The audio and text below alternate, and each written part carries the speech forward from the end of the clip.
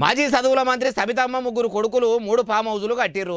అవిటి ముచ్చటేందని అడుగుతున్నాడట ముఖ్యమంత్రి యనమల రేవంత్ రెడ్డి సారు. ఆ ముచ్చట తెలవంగానే సబితమ్మ ఊకుంటదా?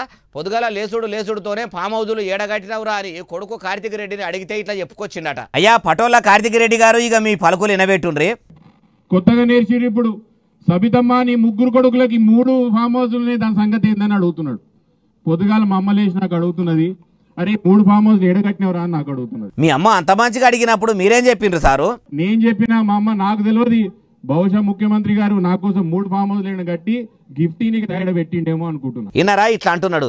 అయ్యా కార్తిక్ రెడ్డి గారు, మహేశ్వరంలో మీ గురించి తెలియంది ఎవరికి చెప్పుండ్రి, అయినా మీరు చెప్పినట్టు ఫామ్ హౌజులు కట్టలేదా అనుకోండి. మీకెందుకు సారు భయము? ప్రత్యేకంగా వీడి గురించే మాట్లాడబడితే నిందలేసినంత మాత్రాన నిజం అబద్ధం కాకుండా పోదు. నిజంగా మీ ముగ్గురు అన్నదమ్ములు చెరువులను చెరబట్టి ఫామ్ హౌజులు కట్టుకోకుంటే రేవంతాలు సారు అన్న మాటలన్నీ కూడా ఉత్తయే అవుతాయి కదా. అయినా ముఖ్యమంత్రి సారు కూడా ఎవరు ప్రభుత్వ భూములు చెరువులు కుంటలు చెరబట్టినరో తెలియకుండానే ముందుగాల నిజమెంతనో అబద్ధమెంతనో తెలుసుకోకుండానే ఆరోపణలు చేస్తుండా.